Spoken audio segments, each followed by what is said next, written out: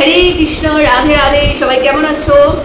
So আজকে থেকে আমি শ্রী শ্রী কৃষ্ণ পুরাণ বইটা শুরু করলাম বলা, ঠিক আছে। এরই মধ্যে যদি তোমাদের অন্য কোনো বিষয়তেও রিকোয়েস্ট থাকে ডেফিনেটলি আমাকে বলতে পারো, আমি তার উপরেও ভিডিও বানিয়ে দেবো। সো গীতার ক্লাসে আমি খুব ভালো রেসপন্স পেয়েছি, আর আমি চেষ্টা করবো যে ঠাকুর রিলেটেড এই ধরনের যত স্পিরিচুয়াল ভিডিও তোমাদের সাথে নিয়ে আসা যায় ততটাই আমি নিয়ে আসবো।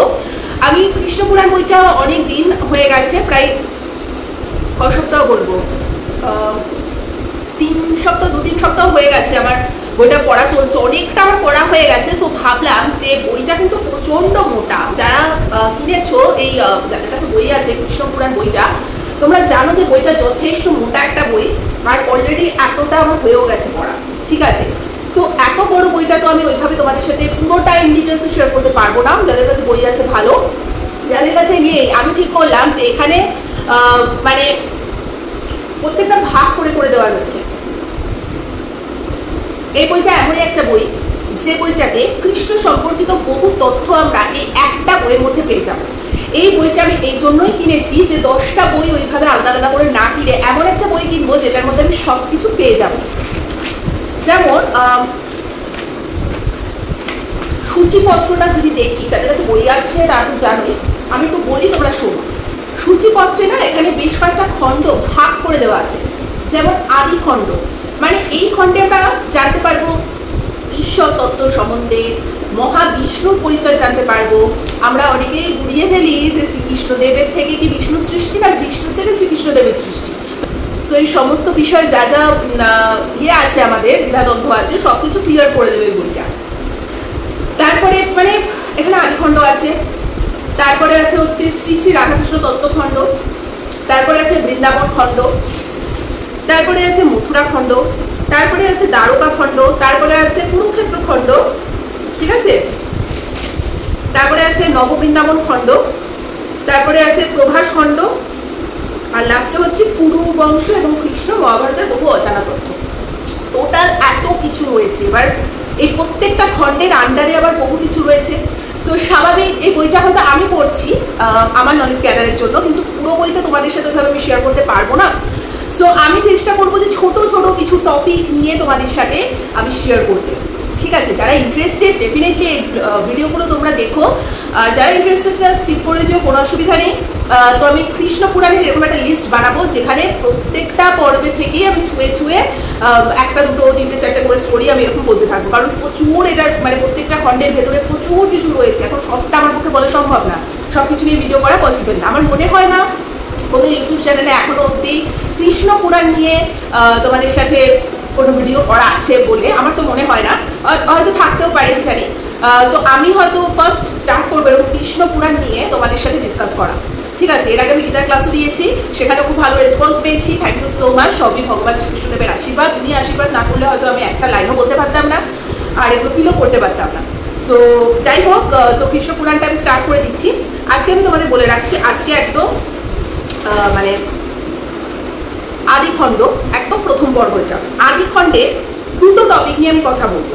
একটা হচ্ছে মহাবিষ্ণুর আবির্ভাব, আরেকটা হচ্ছে সৃষ্টিতত্ত্ব, মানে কিভাবে সমস্ত ভগবানদের সৃষ্টি হয়েছে। এই বিষয়ে বহু মানুষের কৌতূহল থাকে, আমারও কৌতূহল ছিল যে তাহলে মানে কিভাবে সবকিছু সৃষ্টি হচ্ছে, ঠিক আছে।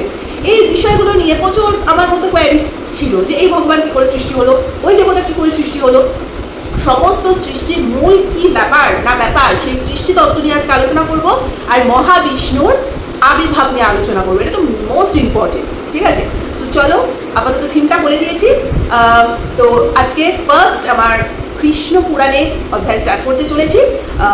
চলো লেট না করে ভিডিওটাকে স্টার্ট করছি। যাদের কাছে এই বইটা আছে তো আছে, আর যাদের কাছে নেই তারা একটু শোনো। ফার্স্টে হচ্ছে মহাবিষ্ণুর আবির্ভাব, ঠিক আছে। কি বলেছে? একদা গোলক বৃন্দাবন।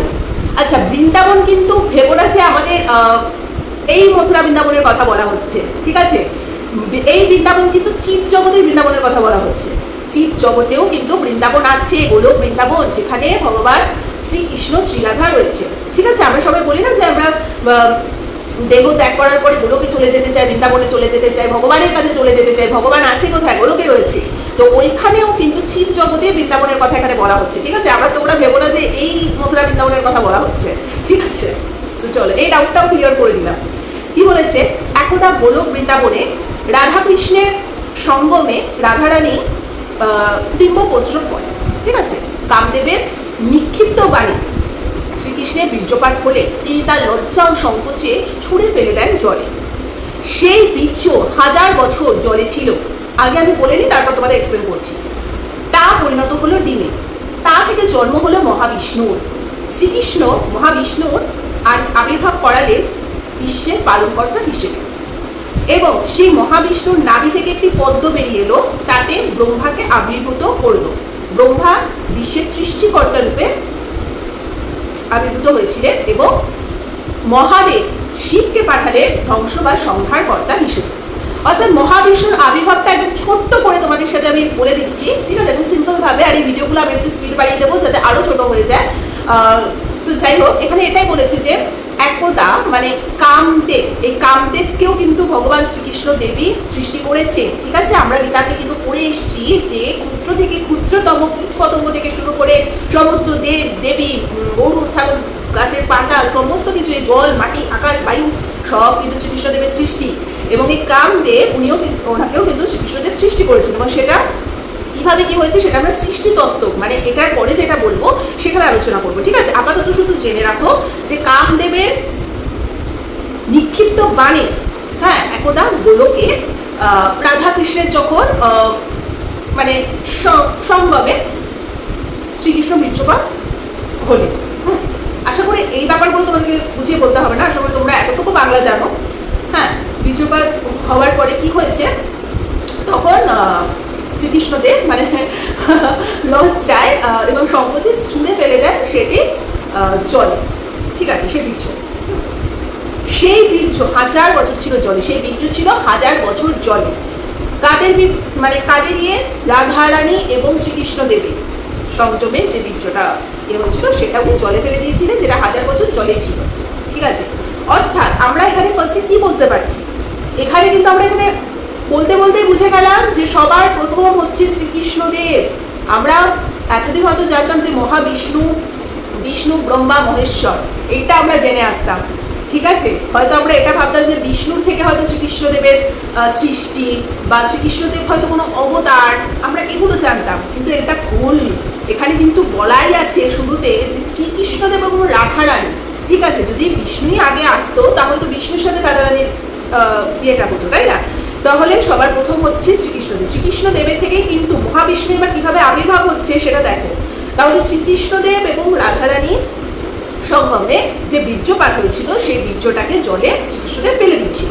সেই বীর্য 1000 বছর জলে ছিল। ঠিক আছে, ক্লিয়ার করলাম। এবং সেটা 1000 বছর জলে থাকতে থাকতে ডিমে পরিণত হলো। স্বাভাবিক, বীর্য থেকে একটা ডিমে পরিণত হবে। সরি, তা থেকে জন্ম নিল মহাবিষ্ণু। দেখেছো, তাহলে বিষ্ণু শ্রীকৃষ্ণদেব এবং রাধারানীর অংশ। আমি ক্লিয়ার করতে পেরেছি তোমাদের বিষয়টা। আমিও আগে বুঝতাম যে বিষ্ণুর থেকে হয়তো শ্রীকৃষ্ণদেবের আবির্ভাবটা এসছে বা অবতার এসছে। ঠিক আছে, কিন্তু এটা করার পর বুঝলাম যে শ্রীকৃষ্ণদেবের থেকেই সবকিছু মানে সমস্ত অবতারের সৃষ্টি, এবং মহাবিষ্ণু শ্রীকৃষ্ণদেবের অংশ। এটা আমি পড়েই অবাক হয়ে গেছি যে আচ্ছা, তার মানে কত ভুল আমরা অনেক কিছু জেনে এসেছি। আস্তে আস্তে এই ধরনের বইগুলো তো এই জন্যই নাড়াঘাটা করতে সবসময় বলা হয়, যাতে তোমাদের প্রচুর ভুল জিনিস, প্রচুর ভুল কিছু তোমাদের চোখের সামনে মানে সঠিকটা তোমরা জানতে পারবে। এখানে ক্লিয়ার হয়ে গেল। তাহলে সেখান থেকে কি জন্ম নিল মহাবিষ্ণু, সেখান থেকে জন্ম নিল। ঠিক আছে, তাহলে সবার ফার্স্ট হচ্ছে শ্রীকৃষ্ণদেব, ওনারই অংশ হচ্ছে মহাবিষ্ণু। এটা একদম ক্লিয়ার রেখো তোমরা। এবার শ্রীকৃষ্ণ মহাবিষ্ণুর আবির্ভাব করালেন কেন? শ্রীকৃষ্ণদেব মহাবিষ্ণু এই অবতারটা আবির্ভাব কেন করিয়েছে? উনি তো এমনি এমনি এতগুলো দেবদেবীর সৃষ্টি করেননি। প্রত্যেকটার পিছনে কিছু না কিছু কারণ আছে, প্রত্যেকটার পিছনে কিছু না কিছু রিজন আছে। এমনি এমনি তো আমাদেরকেও ভাই এই পৃথিবীতে উনি পাঠাননি, প্রত্যেককেই নিজ নিজ কর্ম বুঝিয়ে দিয়ে উনি পাঠিয়েছেন। এবার যারা বিপথে যাচ্ছে তাদের হিসেব চোখাতে হবে আবার ওপরে গিয়ে। ঠিক আছে, তো ওটাই হচ্ছে ব্যাপার। মহাবিষ্ণুর আবির্ভাব কেন করিয়েছিলেন? কারণ এই বিশ্বর পালনকর্তা হিসেবে, বিশ্বটাকে সৃষ্টি মানে এরপরে আমরা পড়বো যে টোটাল কিভাবে বিশ্ব সৃষ্টি হয়েছে, কে করেছে, এটা পুরো সৃষ্টিতত্ত্ব এটার পরে আমি আলোচনা করছি। তাহলে শ্রীকৃষ্ণদেব মহাবিষ্ণুর আবির্ভাব করালেন বিশ্বের পালনকর্তা হিসেবে। আমরা সবাই জানি মহাবিষ্ণু হচ্ছে পালনকর্তা, ব্রহ্মা হচ্ছে সৃষ্টিকর্তা এবং মহেশ্বর হচ্ছে সংহারকর্তা বা ধ্বংসকর্তা, ঠিক আছে। এবং সেই মহাবিষ্ণুর নাভি থেকে একটি পদ্ম বেরিয়ে এলো। যারা মহালয়া টহালয়া দেখেছো তারা তো জানোই যে মহাবিষ্ণু যে শুয়ে থাকে তার নাভি পদ্ম থেকে ব্রহ্মার সৃষ্টি হয়। ব্রহ্মা কেন সৃষ্টি ভগবান করেছিল, ব্রহ্মাকে সৃষ্টি কেন করেছিল, যাতে এই বিশ্বকে উনি সৃষ্টি করতে পারেন, ঠিক আছে। ব্রহ্মাকে ফার্স্টে সৃষ্টি করেছেন, বিশ্বকে, টোটাল বিশ্ব সৃষ্টি করেছেন ব্রহ্মা। সেটা পালনকর্তা হিসেবে বিষ্ণুকে সৃষ্টি করেছেন শ্রীকৃষ্ণকে, আর সেটা ধ্বংসকর্তা হিসেবে এই ডিউটিটা দিয়েছেন শিবকে, ঠিক আছে, মহাদেবকে। মানে এক একজনকে পাটে পাটে পাটে পাটে উনি ভাগ করে দিয়েছেন, ঠিক আছে। কৃষ্ণদেবের কি লীলা সত্যি সেটা ভাবি, আর যত পড়ছি আরো অনেক কিছু জানতে পারছি। তো যাই হোক, তাদের ব্রহ্মাকে আবির্ভূত করলেন, ব্রহ্মা বিশ্বের সৃষ্টিকর্তা হিসেবে পাঠালেন এবং শিবকে পাঠালেন ধ্বংস বা সংহারকর্তা হিসেবে। তাহলে এখানে আমাদের টোটাল ফার্স্ট যে টপিকটা ছিল যে মহাবিষ্ণুর আবির্ভাব, সেটা তোমরা বুঝতে পেরেছো যে কিভাবে মহাবিষ্ণুর আবির্ভাব হয়েছে। আমি একদম ক্লিয়ার পাতি বাংলা ভাষায় আমি বুঝিয়ে দিয়েছি, এতটা ক্লিয়ার ভাবে আমার মনে হয় না ইউটিউবে এর আগে কৃষ্ণ পুরাণ নিয়ে কেউ কোনোদিন আলোচনা করেছে বলে। আচ্ছা, এবার নেক্সট হচ্ছে সৃষ্টি তত্ত্ব। এবার আমরা এটা নিয়ে একটু ডিসকাস করি, ঠিক আছে। আজকে আমরা এই দুটো টপিক নিয়ে ডিসকাস করবো। চল অল্প করে একটু বলি, কি করে বিশ্ব ব্রহ্মাণ্ড কি করে সৃষ্টি হলো, কি করে এক একটা দেবদেবীর সৃষ্টি হলো, তাদের দেব কি করে আমরা মানে এত কোটি কোটি দেবতা কি করে সৃষ্টি হলো, আমাদের তো জানতে ইচ্ছে করে, তাই না। এমনি এমনি তো দেবতারা আসেনি। শ্রীকৃষ্ণদেব কিভাবে তাদেরকে সৃষ্টি করেছেন, আমরা এতদিন গীতায় পড়ে এসেছি শ্রীকৃষ্ণদেবের মানে অংশ হচ্ছে সমস্ত দেবদেবী, সমস্ত গরু ছাগল কীট পতঙ্গ মানুষজন আকাশ বাতাস সবকিছু, কিন্তু কি করে উনি এত কিছু করেছে, এবার সেই বিষয়টা নিয়েই টোটাল আলোচনাটা স্টার্ট হবে। সো এই টপিকটা হচ্ছে সৃষ্টি তত্ত্ব, ঠিক আছে। যাদের কাছে বই আছে পেজ নাম্বার 7, তোমরা একটু দেখে নিও, আদি খণ্ড এটা। হ্যাঁ, ফার্স্টেই লেখা আছে বিশ্ব সৃষ্টির মূল হচ্ছে শ্রীকৃষ্ণদেব, একদম উনি ছাড়া তো কোনো কিছুই সম্ভব না, না। আচ্ছা, প্রথমে তিনি তার ডান দিকে সত্য রজতম গুণে আবির্ভাব করলেন। আচ্ছা, আমরা এর আগে সত্যগুণ রজগুণ তমগুণ সম্বন্ধে বলে এসেছি। যারা গীতার ক্লাস দেখোনি, এর জন্য বারবার বলছি গীতার ক্লাসগুলো দেখো, ওখানে কিন্তু সব বলা আছে, ঠিক আছে। কোন কোন মানুষের মধ্যে কি কি কোয়ালিটির গুণ আছে, কিছু জন তমসিক গুণের হয়ে থাকে, কিছু জন রাজসিক গুণের হয়ে থাকে, কিছু জন সাত্ত্বিক গুণের হয়ে থাকে, কাদের মধ্যে কোন কোয়ালিটি আছে সেটা কিন্তু গীতায় পুরো বলা আছে, তোমরা একটু ক্লাসগুলো ফলো করে নিও। তাহলে ফার্স্টে শ্রীকৃষ্ণদেব কি করেছিলেন, তার ডান শব্দ থেকে, ডান দিক থেকে, শ্রীকৃষ্ণদেবের ডান দিক থেকে, তোমরা তো ক্যামেরাতে উল্টো দেখছো, ঠিক আছে, এবার তোমরা একটু ইমাজিন করে নিও, এটা সত্য রজতম গুণের আবির্ভাব করলেন। ওই পরম পুরুষে এবার দাক্ষিণ্যে আবির্ভূত হন স্বয়ং নারায়ণ। শ্রীকৃষ্ণদেব থেকেই কে আবির্ভূত হন, স্বয়ং নারায়ণ। তিনি পীঠ বস্ত্রধারী, শ্যামবর্ণ, চারহস্ত বিশিষ্ট। নারায়ণ কেমন দেখতে হয় আশা করি সেটা তোমরা বলতে হবে না। তিনি শঙ্খ চক্র গদা পদ্মাধারী, একদম ঠিক আছে। এরপর সেই পরমাত্মা শ্রীকৃষ্ণের বাম দিকে দিগম্বর মহাদেবের আবির্ভাব ঘটল। বিশুদ্ধ ফষ্টিক মুনির মতো শুভ্র মাথায় তপ্ত সোনার মতো উজ্জ্বল জটা। মানে দেখো, এক এক করে আগে নারায়ণ আসলো, তারপরে মহাদেবের আবির্ভাব করালো শ্রীকৃষ্ণদেব, ঠিক আছে। আমরা সবাই জানি মহাদেবের মাথায় জটা, তারপরে পুরোটা এটা নিয়ে তো আলাদা করে বিশ্লেষণ করার কিছু নেই, তোমরা সবাই জানো ত্রিশূলধারী। আচ্ছা আচ্ছা, এবার হয়ে গেল, মহাদেবেরও হয়ে গেল। এবার আবির্ভূত হলে মহাতপস্বী ব্রহ্মা, এবারে ব্রহ্মাকে আবির্ভূত করলেন। কৃষ্ণের নাভিপত্য থেকে তিনি বেরিয়ে এসেছেন চতুর্ভুজ শ্বেতবস্ত্র পরিহিত এবং কমণ্ডলী ধারী, একদম শ্বেত কেশ, শ্বেত দন্ত, পুরোটাই তার, জানোই তোমরা ব্রহ্মাকে। এরপর সেই পরমাত্মার বক্ষস্থল থেকে ধর্ম উঠে এলেন, পরমাত্মার বক্ষ থেকে ধর্ম উঠে এলেন। এই যে আমরা ধর্মের যে দেবতা বলি, ধর্ম সমস্ত কিছু তো তাহলে শ্রীকৃষ্ণদেবের থেকেই আসছে, কিভাবে কি করছে সেটা লেখা আছে এখানে। ধর্ম উঠে এলেন, শ্রীকৃষ্ণের স্তুতি করে বললেন, হে কৃষ্ণ তুমি বিষ্ণু। ধর্ম কি বলছে, তুমি বিষ্ণু, তুমি বাসুদেব, পরমাত্মা ঈশ্বর তুমি, গোবিন্দ তুমি, পরমানন্দ এক অদ্বিতীয়, সবই তো শ্রীকৃষ্ণদেব। তুমি কৃষ্ণ নবঘন শ্যাম মুরলীধারী, মুরলীধারী মানে মুরলী বাসিকে বলে, বাসি উনি নিয়ে থাকেন তো তাই উনি বলছেন, ঠিক আছে। আচ্ছা, ধর্মের, এবারে ধর্ম এসছেন, এবার ধর্মের বাম দিক থেকে উঠে এলেন এক কন্যা মূর্তি, তিনি হলেন লক্ষ্মী। এবার লক্ষ্মী দেবী কিভাবে সৃষ্টি হয়েছে?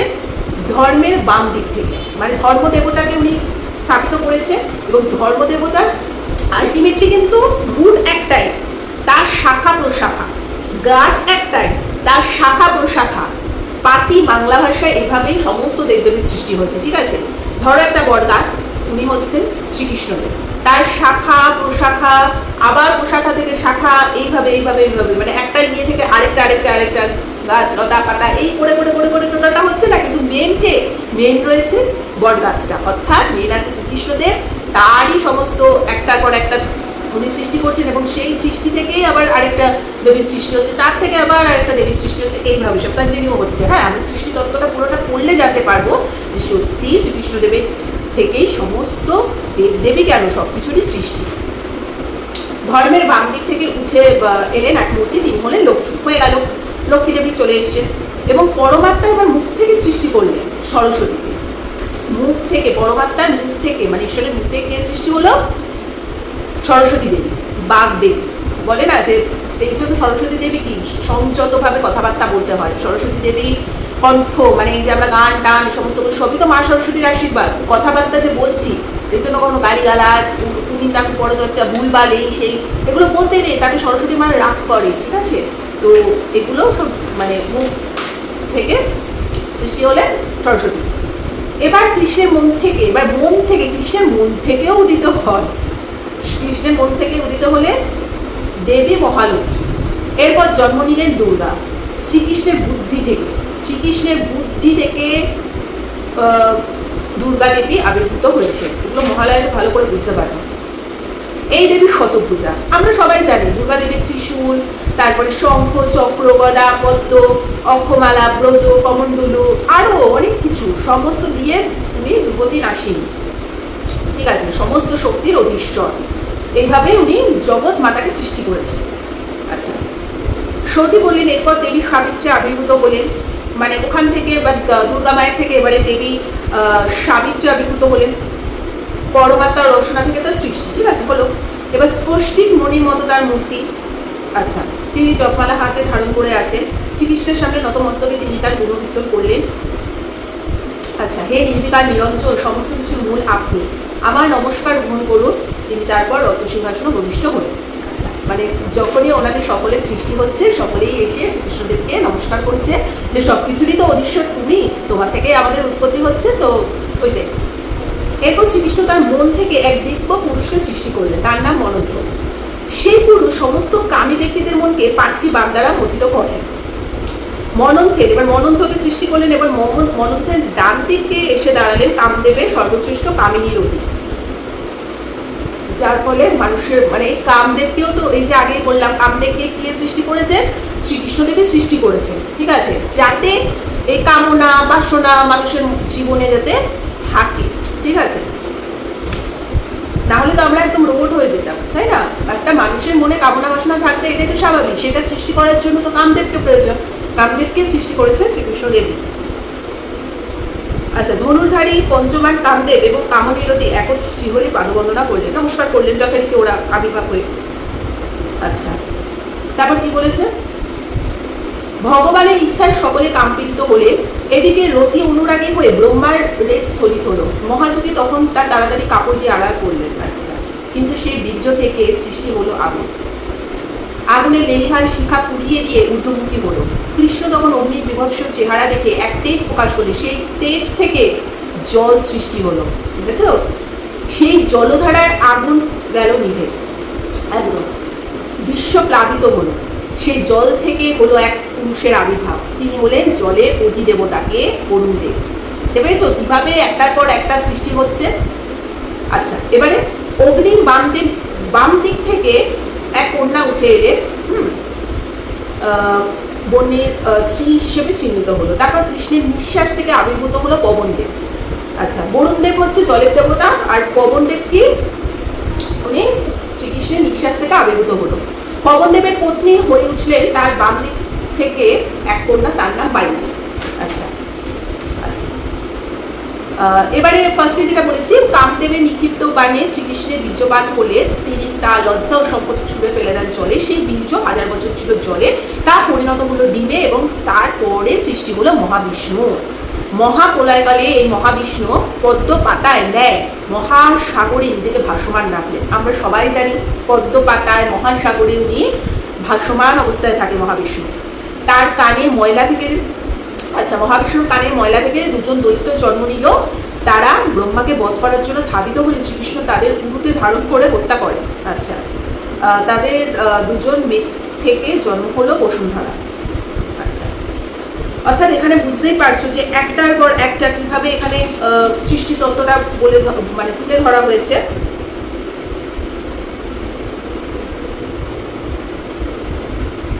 আচ্ছা, তো এইভাবে একের পর এক দেব দেবী সমস্ত কিছুর আমাদের সৃষ্টি হয়। এবং শুধু দেবদেবী না, আমরা যারা গীতা পড়েছি তারা আমরা সকলেই জানি যে একটা ক্ষুদ্র মানে কীট পতঙ্গ থেকে শুরু করে সমস্ত কিছুই কিন্তু আবির্ভাব হয়েছে শ্রীকৃষ্ণদেব, উনি সবটা সৃষ্টি করেছে। এই যে চন্দ্র সূর্য এত গ্রহ উপগ্রহ সব কিছু কিন্তু শ্রীকৃষ্ণদেবেই কন্ট্রোলেই রয়েছে। উনি ছাড়া কি করে আকাশে এত কিছু ভাসমান অবস্থায় আছে বলো বলো।